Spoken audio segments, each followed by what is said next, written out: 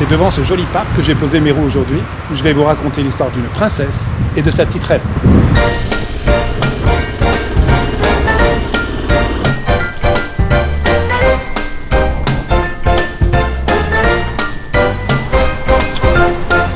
Nous voici le dimanche 1er novembre 1868 et il y a foule dans ce parc bordelais. En fait, il va se dérouler dans quelques instants la première course de vélocipède féminine. Imaginez un peu. Pour l'époque, faire du vélo en tant que femme n'est pas si simple, pour plusieurs raisons. La première, c'est pour l'élégance. Les vélos ne sont pas vraiment adaptés avec des tenues de femmes coquettes et les autorisations ne sont pas simples à obtenir. Je vous rappelle quand même qu'à cette époque-là, pour porter un pantalon, il fallait avoir l'autorisation du préfet. L'ensemble du parcours des 1400 mètres est rempli de foule. Je ne vous cache pas qu'il y a beaucoup d'hommes. Vous allez vite deviner pourquoi. C'est parce que ces femmes, tout aussi coquettes qu'elles puissent l'être, vont, semble-t-il, devoir un peu dévoiler leurs jambes pour pédaler. Alors, voilà que les curieux masculins s'empressent tout au long du parcours pour admirer le spectacle. Elles sont au départ 4 demoiselles. Il y a Louise, Louisa, Julie et Amélie. Elles sont prêtes, les esprits s'échauffent et le départ est donné.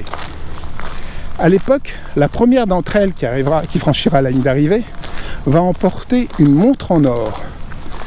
Sacré prix. La seconde sera une médaille d'or et la troisième, une médaille d'argent.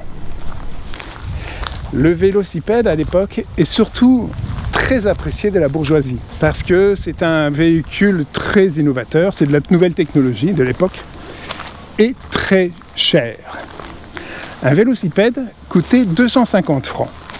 Alors 250 francs, pour vous faire une idée, c'est équivalent à 1 an de salaire pour un ouvrier.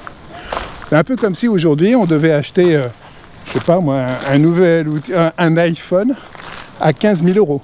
Voilà, à peu près. Les femmes sont parties. Et Louise a pris la tête. A pris la tête avec pas mal de longueur d'avance. Les 3 autres pédalent dur pour essayer de la rattraper.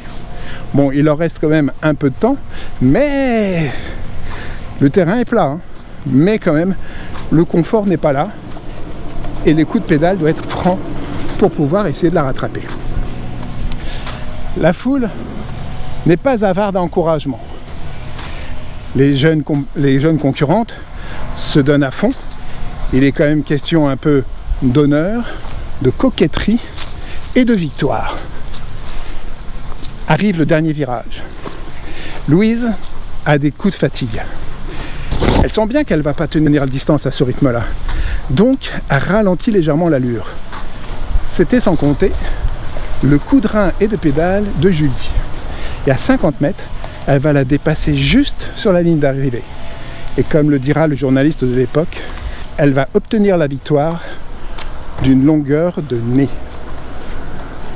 Si c'est pas beau. Vive le vélo féminin!